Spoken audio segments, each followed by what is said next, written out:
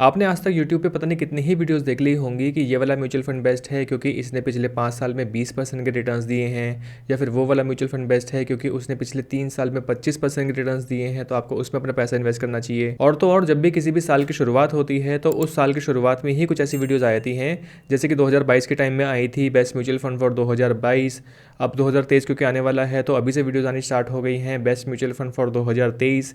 ऐसा 2024 में भी होगा, 2025 में भी होगा और ऐसा चलता ही रहेगा। हो सकता है कि 2023 की शुरुआत में मैं ही कोई ऐसी वीडियो बना दूं कि बेस्ट म्यूचुअल फंड फॉर 2023 कौन से हैं उन लोगों के लिए जो कि इस वीडियो को देखना मिस कर गए होंगे। खैर वो बात की बात है, तो क्यों ना मैं आपको एक ऐसा तरीका बता दूं जिससे कि आप अपने लिए एक बेस्ट म्यूचुअल फंड चूज कर पाएंगे, फिर चाहे साल 2023 हो, 2024 हो या 2050 ही क्यों ना हो। तो आइए बात करते हैं उन 6 इंडिकेटर्स की जिनको यूज करके आप अपने लिए एक बेस्ट म्यूचुअल फंड शॉर्टलिस्ट कर सकते हैं और इस म्यूचुअल फंड में आप लॉन्ग टर्म या वेरी लॉन्ग टर्म के लिए इन्वेस्ट भी कर सकते हैं। और इन 6 इंडिकेटर्स को एक्चुअली में यूज कैसे करना है, कैसे आपको शॉर्टलिस्ट करना है, इसका एग्जांपल मैं आपको वीडियो के लास्ट में जरूर दूंगा, तो वीडियो का लास्ट पार्ट देखना मत भूलिएगा। तो आइए जल्दी से स्टार्ट करते हैं। हेलो दोस्तों, मेरा नाम है रंजन, आप देख रहे हैं योर एवरीडे गाइड।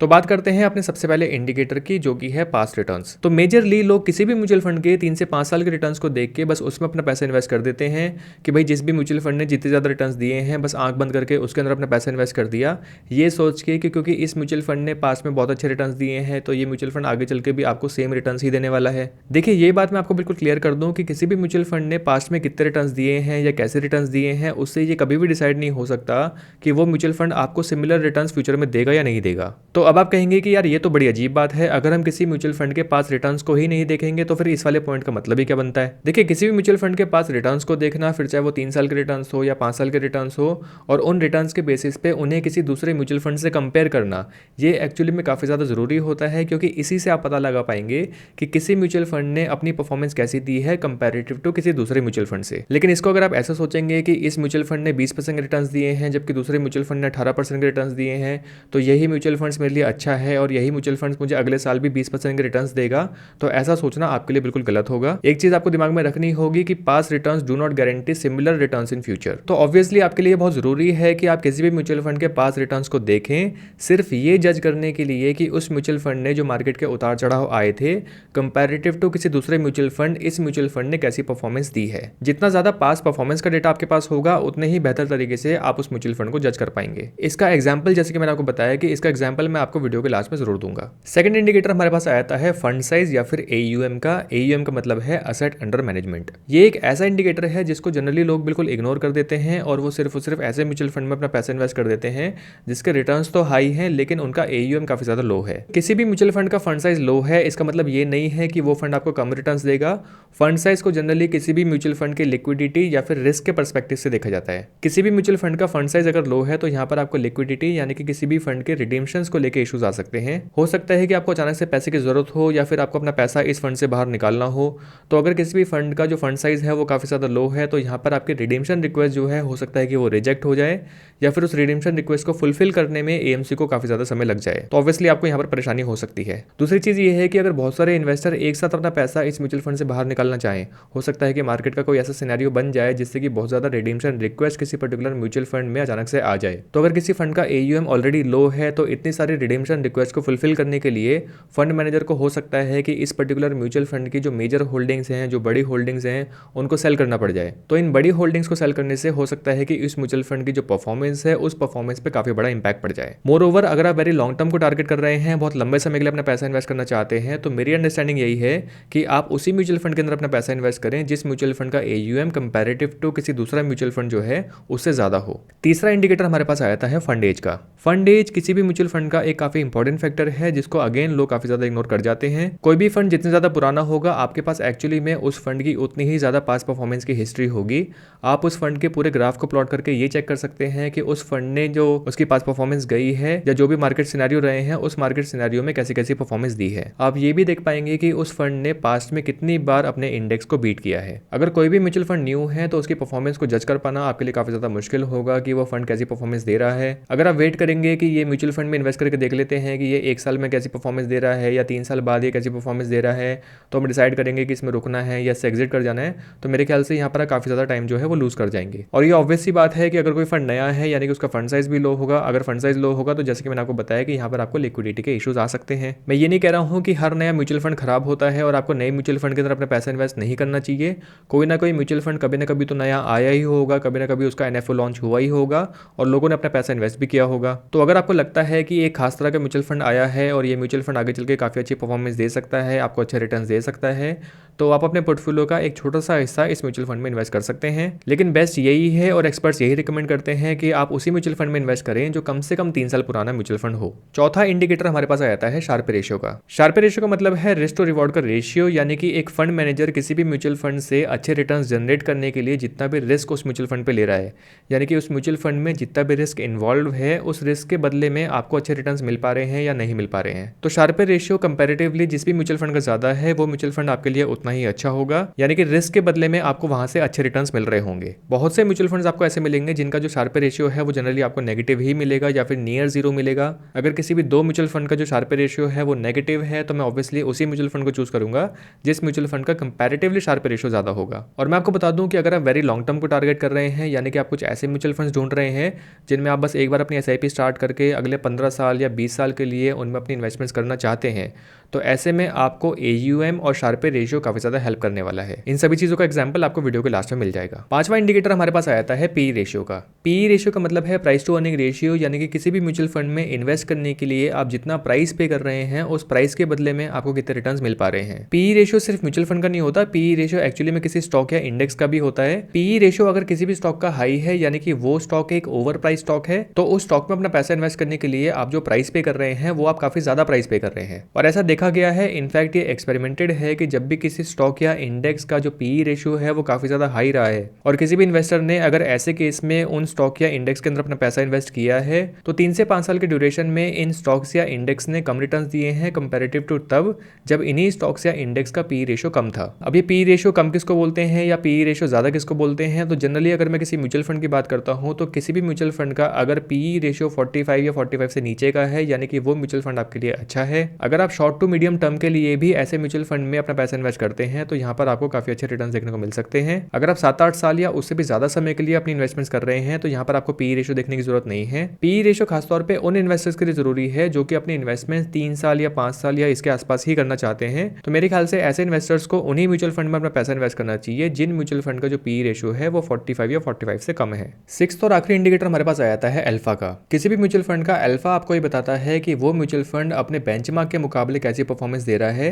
यानी कि क्या कभी उस म्यूचुअल फंड ने अपने बेंचमार्क को बीट किया भी है या नहीं किया है। अगर बीट किया है तो कितने परसेंटेज से बीट किया है ये आपको अल्फा बताता है। बहुत से एक्टिव म्यूचुअल फंड ऐसे देखे गए हैं जो कि अपने बेंचमार्क को भी कभी बीट नहीं कर पाते। जनरली आप देखेंगे कि जो लार्ज कैप म्यूचुअल फंड्स होते हैं, लार्ज कैप म्यूचुअल फंड्स का जो अल्फा होता है ये आपको बहुत कम देखने को मिलेगा, क्योंकि बहुत कम ऐसे लार्ज कैप म्यूचुअल फंड हैं जो कि अपने बेंचमार्क को बीट कर पाए हैं। वहीं अगर हम स्मॉल कैप की बात करते हैं या फिर मिड कैप की बात करते हैं तो यहाँ पर आप देखेंगे कि यहाँ पर आपको अल्फा ज्यादा देखने को मिलेगा। तो किसी भी कैटेगरी का कोई भी म्यूचुअल फंड अगर आप अपने लिए चूज कर रहे हैं तो यहाँ पर आपको उस म्यूचुअल फंड का अल्फा जरूर देखना चाहिए, ये चेक करने के लिए कि वो म्यूचुअल फंड अपने बेंचमार्क को आउट परफॉर्म कर पा रहा है या फिर अंडर परफॉर्म कर रहा है। तो दोस्तों जैसे कि हम जानते ही हैं कि हर एक इन्वेस्टर अपना पैसा जो है वो स्टॉक मार्केट में इन्वेस्ट करना चाहता है, क्योंकि यहाँ पर जो ग्रोथ अपॉर्चुनिटी है वो काफी ज्यादा है। तो इस वीडियो में हम किसी भी म्यूचुअल फंड को शॉर्टलिस्ट करने के लिए 6 इंडिकेटर्स की तो बात कर ही रहे हैं, लेकिन जब बात डायरेक्टली स्टॉक्स में इन्वेस्ट करने की आती है तो यहाँ पर आपको और भी काफी ज्यादा R&D करनी पड़ सकती है, जिसके लिए हो सकता है कि आपके पास ज्यादा समय ना हो। तो ऐसे में लोग टेलीग्राम के चैनल्स को फॉलो करके या इधर उधर से अपने दोस्तों की सलाह लेके या कुछ ना कुछ न्यूज देख के डायरेक्टली स्टॉक्स में अपनी इन्वेस्टमेंट्स कर देते हैं, जो कि आपको काफी महंगी भी पड़ सकती है। तो मेरे ख्याल से इसका बेस्ट सोल्यूशन ये है कि आप एक्सपर्ट्स की हेल्प लेके अपना स्टॉक पोर्टफोलियो बनाएं, और इसके लिए आजकल मार्केट में एक ऐप की काफी ज्यादा चर्चा हो रही है जिसका नाम है तेजी मंडी। तेजी मंडी एक सेबी रजिस्टर्ड इन्वेस्टमेंट एडवाइजरी है। ये एक एक्टिवली मैनेज पोर्टफोलियो आपको देते हैं जिनमें 15 से 20 क्वालिटी स्टॉक्स का एक रेडी टू इन्वेस्ट पोर्टफोलियो होता है। पोर्टफोलियोज आपके रिस्क के अनुसार बनाया जाता है, जिसमें आपको कौन सा स्टॉक कितनी क्वांटिटी का और क्यों लेना है इसका रीजन भी आपको बताया जाता है। आपको बस करना क्या है, आपका जो भी एग्जिस्टिंग एग्जिस्टिंग डीमैट अकाउंट है उस डीमैट अकाउंट को आपको तेजी मंडी ऐप से लिंक करना है और लिंक करने के बाद आप सिर्फ एक क्लिक में तेजी मंडी ऐप के थ्रू डायरेक्टली स्टॉक्स में इन्वेस्ट कर सकते हैं। तेजी मंडी मोतीलाल ओसवाल फाइनेंशियल सर्विस की एक सहायक कंपनी है और इसके board of director mister Ramdev Agarwal हैं और मिस्टर वैभव अग्रवाल जो कि इस कंपनी के फाउंडर हैं। और क्योंकि ये सेबी रजिस्टर्ड है तो आप इन पे बिल्कुल ट्रस्ट कर सकते हैं। मार्केट को ध्यान में रखते हुए अगर हम परफॉर्मेंस की बात करें तो तेजी मंडी ने कई बार निफ्टी 500 को आउट परफॉर्म किया है, जिसमें तेजी मंडी के फ्लैगशिप पोर्टफोलियो ने अब तक 35% के रिटर्न्स दिए हैं और मल्टीप्लायर ने 51% के रिटर्न्स दिए हैं। ये टाइम टू टाइम रीबैलेंस भी करते हैं। रीबैलेंस के जरिए तेजी मंडी आपके पोर्टफोलियो को मार्केट के अनुसार अप टू डेट रखता है। ये हर स्टॉक को पिक करने का या फिर उससे एग्जिट करने का रीजन भी आपको बताते हैं। अगर हम इसकी मिनिमम इन्वेस्टमेंट की बात करते हैं तो आप यहाँ पर मिनिमम लगभग 25,000 रुपए से अपनी इन्वेस्टमेंट स्टार्ट कर सकते हैं। वहीं इसकी जो सब्सक्रिप्शन फी है वो 99 रुपीज पर मंथ है अगर आप 12 मंथ्स का प्लान लेते हैं और ये एक फ्लैट फी मॉडल है, यानी कि आप चाहे 25,000 रुपए की इन्वेस्टमेंट्स करें चाहे 25 लाख रुपए की इन्वेस्टमेंट्स करें, इनकी फी सेम ही रहेगी। तेजी मंडी ने अपनी ऐप पे एक मल्टीबैगर पोर्टफोलियो भी ऐड किया है, इसको भी आप जाके एक्सप्लोर कर सकते हैं। तेजी मंडी ऐप का लिंक मैंने वीडियो के डिस्क्रिप्शन में ऐड कर दिया है, तो आप इसको जरूर ट्राई करें और अपना एक्सपीरियंस मुझे कमेंट सेक्शन में जरूर बताएं। तो दोस्तों ये थे वो टोटल 6 इंडिकेटर्स जिनको मुझे लगता है कि अगर आप अपने लिए कोई भी म्यूचुअल फंड शॉर्टलिस्ट कर रहे हैं तो शॉर्टलिस्टिंग के टाइम पे आपको इन 6 इंडिकेटर्स को जरूर देखना चाहिए। आपके लिए थोड़ा सरप्राइजिंग हो सकता है कि मैंने यहाँ पे इन 6 इंडिकेटर्स के अंदर expense ratio as an indicator नहीं रखा है। किसी भी म्यूचुअल फंड का अगर एक्सपेंस रेशियो काफी ज्यादा हाई है तो इसका ये बिल्कुल भी मतलब नहीं है कि वो म्यूचुअल फंड आपको कम रिटर्न्स देगा। वहीं अगर किसी भी म्यूचुअल फंड का एक्सपेंस रेशियो अगर लो है तो उसका ये मतलब नहीं है कि वो म्यूचुअल फंड आपको ज्यादा अच्छे रिटर्न्स देगा। किसी भी म्यूचुअल फंड का एक्सपेंस रेशियो हाई होना या एक्सपेंस रेशियो लो होना ये सिर्फ और सिर्फ एक्चुअली में उस एएमसी या फिर उस म्यूचुअल फंड की सिर्फ एक फीस है जो कि आपसे चार्ज की जाती है। और जो भी रिटर्न्स आप देखते हैं, फिर चाहे वो रिटर्न्स 15% के हो, फिर चाहे वो रिटर्न्स 12% के हो, वो रिटर्न्स एक्चुअली में एक्सपेंस रेशियो डिडक्ट करने के बाद ही आपको दिखाए जाते हैं। तो क्योंकि हम किसी भी म्यूचुअल फंड के एक्सपेंस रेशियो से उस म्यूचुअल फंड की परफॉर्मेंस को जज नहीं कर सकते, इसलिए मैंने एक्सपेंस रेशियो को एज एन इंडिकेटर इस वीडियो में नहीं रखा है। अब जैसा कि मैंने आपको कहा था कि इन 6 इंडिकेटर्स को यूज करके हम कैसे एक म्यूचुअल फंड को शॉर्टलिस्ट कर सकते हैं, ये भी हम देख लेते हैं। तो जैसे कि आप मेरी स्क्रीन में देख सकते हैं, मैंने यहाँ पर लिए हुए हैं 3 फ्लेक्सी कैप फंड, एक है क्वांट फ्लेक्सी कैप फंड, दूसरा है PGIM India flexi cap fund और तीसरा है पराग फ्लेक्सी कैप फंड। और मैंने यहाँ पर टोटल 6 इंडिकेटर्स ले रखे हैं जिनकी मैंने इस वीडियो में बात की है।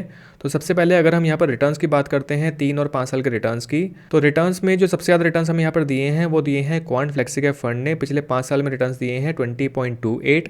इसको मैं यहाँ पर एक ग्रीन मार्क देता हूँ। 3 इयर्स के रिटर्न्स की बात करते हैं तो obviously quant flexi cap fund ने ही ज्यादा रिटर्न्स दिए हैं 40.24 के, जो कि रियल में काफी ज्यादा हैं, तो मैं इसको यहाँ पर एक ग्रीन मार्क देता हूँ। तो ये तो हमने सिर्फ रिटर्न्स के बेसिस पे इनको शॉर्टलिस्ट किया है।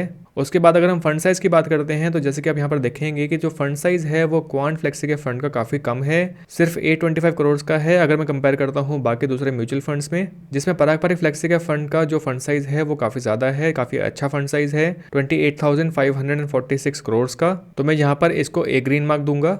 और क्वांट फ्लेक्सी कैप फंड का क्योंकि फंड साइज बहुत ज़्यादा लो है तो मैं इसको यहाँ पर एक बैड मार्क दूंगा। उसके बाद हम बात करते हैं फंड एज की, तो तीनों ही म्यूचुअल फंड जो हैं वो 5 साल से ज़्यादा पुराने हैं, तो मैं यहाँ पर तीनों को ही एक गुड मार्क दे दूंगा। अगला इंडिकेटर हमारे पास आ जाता है शार्पे रेशियो का। तो जैसे कि आप देख सकते हैं यहाँ पर जो क्वांट फ्लेक्सी का फंड है इसका शार्पे रेशियो एक्चुअली में पॉजिटिव है। पीजीआईएम इंडिया और पराग म्यूचुअल फंड दोनों का ही शार्पे रेशियो नेगेटिव में है, लेकिन अगर मैं इन दोनों में कंपेयर करता हूँ तो यहाँ पर पीजीआईएम इंडिया फ्लेक्सी का फंड का शार्पे रेशियो ज़्यादा है। बट फिर भी अगर मुझे यहाँ पर इन तीनों में से एक ग्रीन मार्क देना होगा तो मैं यहाँ पर एक ग्रीन मार्क दूंगा क्वांट फ्लेक्सी कैप फंड को। उसके बाद अगर हम पीई रेशियो की बात करते हैं तो यहाँ पर जो सबसे कम पीई रेशियो है वो है पराग फ्लेक्सी कैप फंड का 21.24 का, तो मैं इसको यहाँ पर एक ग्रीन मार्क दूंगा। वहीं अगर मैं अल्फा की बात करता हूँ तो यहाँ पर जो एक बिगर अल्फा है वो है क्वांट फ्लेक्सी कैप फंड का, क्योंकि ऑब्वियसली इसने पिछले 5 साल और 3 साल में काफ़ी अच्छे रिटर्न्स दिए हैं तो इसका अल्फा भी यहाँ पर ज़्यादा ही होगा। तो 17.4 जो कि काफ़ी अच्छा अल्फा है, मैं इसको यहाँ पर एक अच्छा मार्क दे दूंगा। तो सबसे पहले हमने यहाँ पर इन तीनों ही फंड के जो इंडिकेटर्स हैं यहाँ पर हमने उनको मार्क कर लिया है, किस फंड में क्या अच्छा है, किस फंड में क्या खराब है। अब हम बात करते हैं कि यहाँ पर एक इन्वेस्टर को इन तीनों ही म्यूचुअल फंड्स में से किस म्यूचुअल फंड को अपने लिए सिलेक्ट करना चाहिए। तो जैसे कि हम यहाँ पर फर्स्ट साइड में देख ही पा रहे हैं कि यहाँ पर जो हमें एक क्लियर विनर मिल रहा है वो मिल रहा है क्वांट फ्लेक्सी कैप फंड, क्योंकि इसके पिछले 3 और 5 साल के रिटर्न्स बहुत ज़्यादा अच्छे हैं, इसका शार्पे रेशियो भी अच्छा है, इसका अल्फा भी ऑब्वियसली अच्छा है, पी रेशियो इसका 45 के नीचे है, तो हम इस म्यूचुअल फंड को सिलेक्ट कर सकते हैं। लेकिन मैं यहाँ पर फिर भी इस म्यूचुअल फंड को इस वीडियो के अंदर शॉर्टलिस्ट नहीं करना चाहूंगा, क्योंकि यहाँ पर इस फंड का जो फंड साइज है वो फंड साइज काफी कम है कंपैरेटिव टू बाकी दोनों फंड्स। मतलब जहाँ पर पारंपरिक म्यूचुअल फंड का जो फंड साइज है वो 28,000 करोड़ का है, जहाँ PGM India flexi cap fund का जो फंड साइज है वो 5,000 करोड़ से भी ज्यादा का है, वहीं पर ही क्वांट फ्लेक्सी कैप फंड का जो फंड साइज है वो सिर्फ 825 करोड़ का है। ऑल्दो ये फंड साइज भी 500 करोड़ से ऊपर का है, लेकिन अगर मैं कंपैरिजन की बात करता हूं तो यहाँ पर कंपैरेटिवली इन दोनों के मुकाबले इसका फंड साइज काफी लो है। देखिए मैं जानता हूं कि यहाँ पर जो coin flexi cap mutual fund के जो पास के रिटर्न्स हैं वो काफी ज्यादा अच्छे हैं, इसका शार्प रेशियो भी अच्छा है जो कि काफ़ी ज़्यादा मैटर करता है। लेकिन अगर मैं लंबे समय के लिए अगर अपनी इन्वेस्टमेंट्स करना चाहता हूं, अगर मैं कोई ऐसा म्यूचुअल फंड सर्च कर रहा हूं जिसके अंदर मैं अपनी एसआईपी स्टार्ट करके उसको बहुत ज़्यादा मॉनिटर नहीं करना चाहता, तो मैं ऑब्वियसली यहाँ पर एक ऐसा म्यूचुअल फंड चूज़ करूँगा जिस म्यूचुअल फंड के पास रिटर्न के साथ साथ जो उसके और दूसरे इंडिकेटर्स हैं वो इंडिकेटर्स भी मुझे ज़्यादा कॉन्फिडेंस दें। तो अभी के लिए मैं कन्फ्यूजन को हटाने के लिए मैं यहाँ पर क्वांट फ्लेक्सी का फंड जो है मैं इसको यहाँ से हाइड कर देता हूँ। अब हमारे पास जो यहाँ पर फंड रह जाते हैं वो रह जाते हैं पीजीएम इंडिया फ्लेक्सी का फंड और पराग परक फ्लेक्सी का फंड। और अगर मैं यहाँ पर फिर से एक मार्किंग कर देता हूँ कि कौन सा म्यूचुअल फंड मुझे यहाँ पर बेटर लग रहा है, उनकी मार्किंग मैं कुछ इस तरीके से करूंगा। तो रीमार्किंग के बाद अगर मैं पीजीआईएम इंडिया फ्लेक्सी का फंड या फिर पराग परक फ्लेक्सी का फंड में से एक म्यूचुअल फंड यहाँ पर चूज करना चाहूंगा, तो यहाँ पर हमें क्लियर विनर मिल रहा है पराग परक फ्लेक्सी का फंड, जिसके पास ग्रीन इंडिकेटर ज्यादा है as compare to PGIM India flexi का फंड। इसका एयूएम भी ज्यादा है, इसके 5 साल के रिटर्न भी ज्यादा है, ऑल्दो 5 साल के रिटर्न में बहुत बड़ा डिफरेंस नहीं है। अगर मैं पी रेशो की बात करता हूँ तो पी रेशो भी इसका अच्छा है, अगर मैं अल्फा की बात करता हूँ तो अल्फा भी इसका अच्छा है। तो मेरे ख्याल से सभी चीज़ों को ध्यान में रख के अगर मुझे अपने लिए एक फ्लेक्सी का फंड यहाँ पर चूज करना चाहिए तो मैं यहाँ पर चूज करूंगा पराग परक फ्लेक्सी का फंड। तो दोस्तों आई होप ये वीडियो आपकी कुछ हेल्प करेगी अगर आप अपने लिए एक म्यूचुअल फंड शॉर्टलिस्ट करना चाहते हैं। मैंने यहाँ पर जो एग्जांपल लिया है वो फ्लेक्सी कैप का एग्जांपल लिया है, आप इसी चीज़ को लार्ज कैप, मिड कैप या स्मॉल कैप किसी भी कैटेगरी के म्यूचुअल फंड को शॉर्टलिस्ट करने के लिए यूज कर सकते हैं। आपके जो भी थॉट्स हैं आप मुझे कमेंट सेक्शन में बता सकते हैं, और अगर ये वीडियो आपको पसंद आई है तो इस वीडियो को लाइक करके मुझे जरूर बताएं और चैनल को सब्सक्राइब करना मत भूलिएगा। जल्दी ही मिलते हैं नेक्स्ट वीडियो में। Thank you for watching.